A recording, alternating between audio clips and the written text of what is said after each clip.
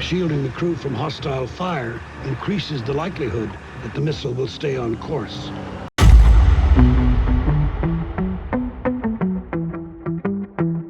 So now my conversion is getting into the custom area. I'm just saying this is what I do. And my tanks tend to run. There she is on the field for the first time. Big moment right before lunch. I'm going to test out the M901. So let's see how it runs. Alright, let's do it! Let's go! She said, uh-oh, hurt binding. And my tanks tend to run.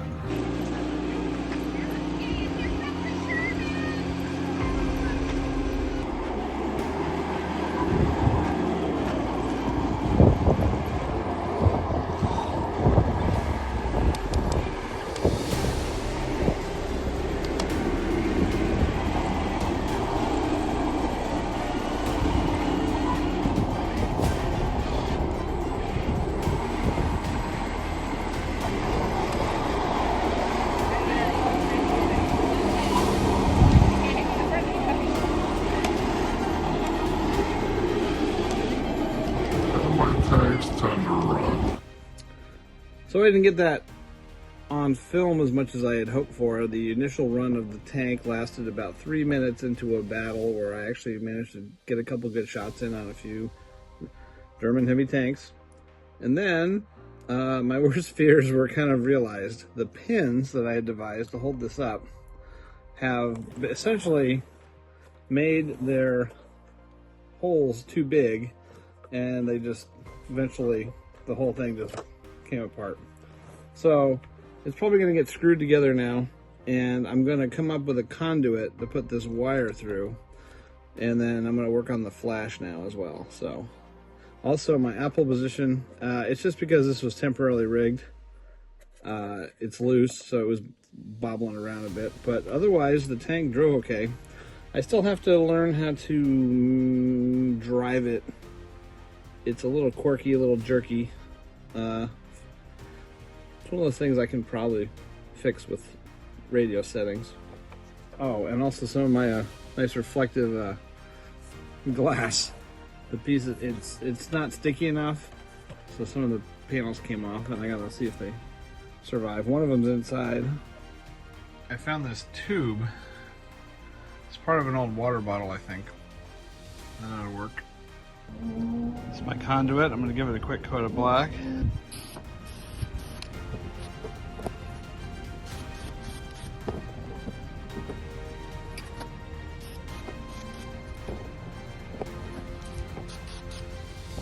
Conduit.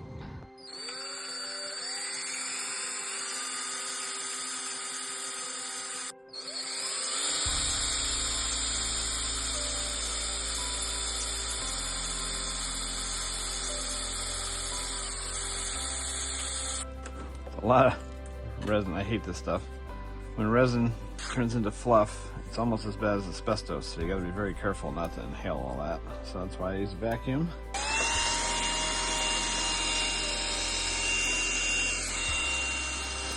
Without inhaling any important parts.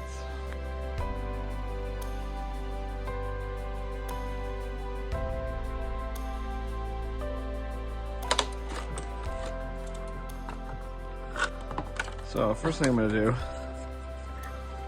take out the Apple setup, because that's going to change. Salvage my viewports that fell in here. So this time I'm not going to replace that or worry about the Velcro that's in the bottom here. I'm going to use a piece of 3M sticky tape, and I'm going to stick it to the side.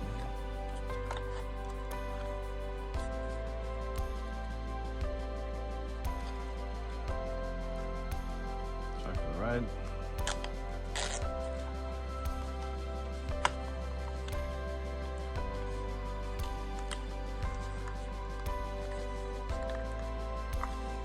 These guys can tuck in here.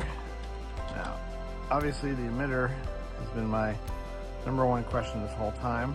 Now that I have my conduit painted, I gotta get this in there. So to save time, instead of cutting all this, I'm gonna pull these pins, thread them through, and reconnect them. I mark the negative side just to keep it obvious.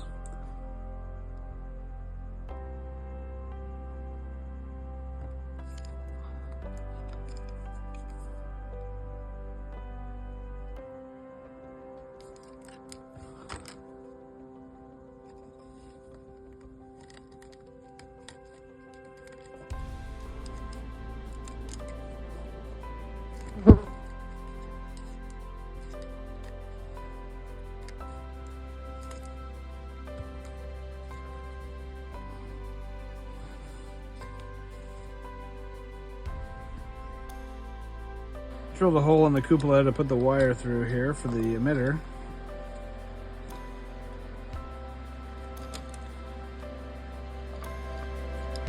This tube does have one that goes in, but it's for a much smaller gauge wire.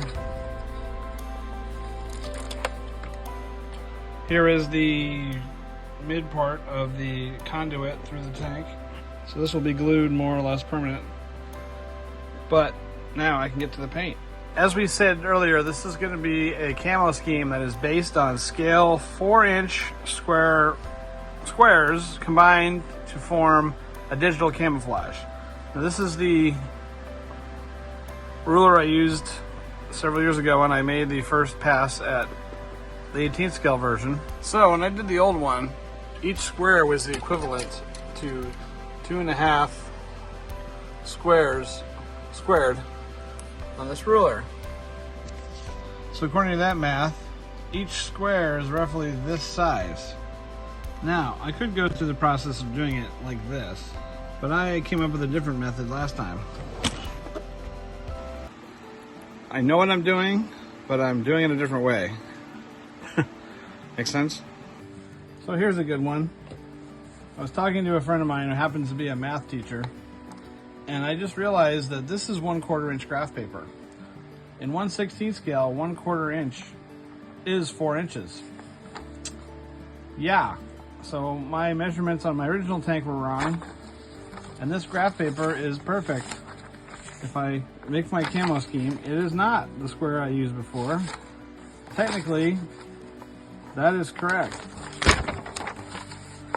Well, my project before was wrong, but it looked good. You live, you learn.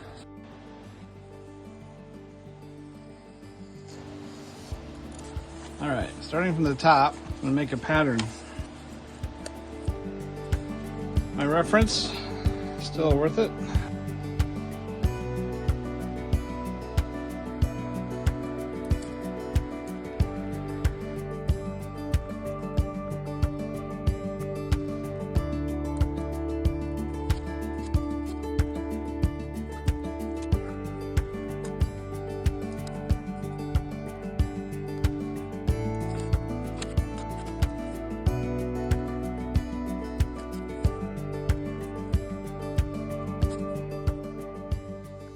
I did all that meticulously on the other side, but you can obviously adjust when you get into the action. I pulled the skirts. This is the general idea. And then once you get these extra pieces, you can always just do this or something like that. So we'll give this the coat of brown and see what it takes. And once again, from our color distribution chart, we're going with the winter US and Europe verdant. That's forest green, field drab, sand, and black. I'm using the Rustoleum base coat as probably my real coat. And field drab, essentially the brown in this color. You may hear the fan behind me. That is to keep me from dying.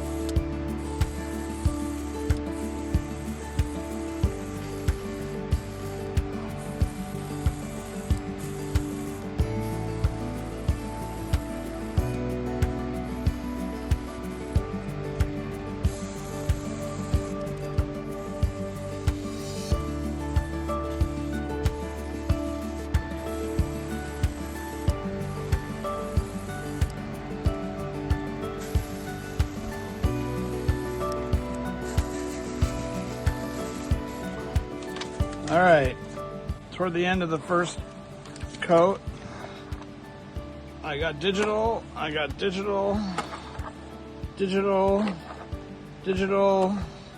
I'll work more on the launcher once I've cleaned it up a bit. Now I'm going to work on the black camo.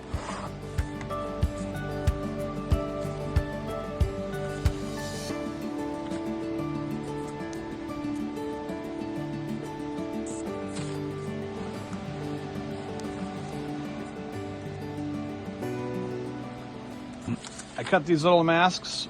Now, NATO black. Let's see what it does.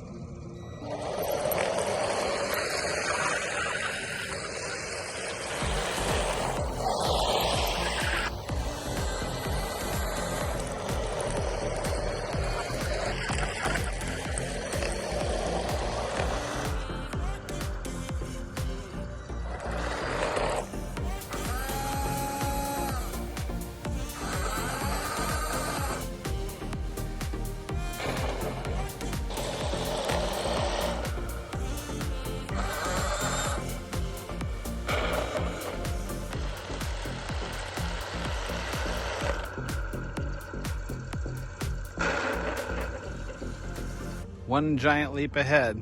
This thing is ready for the field. I'm going to put the hatch on, of course. I'm also waiting for a few parts to come from Motion RCs to finish the smoke launchers and some other details.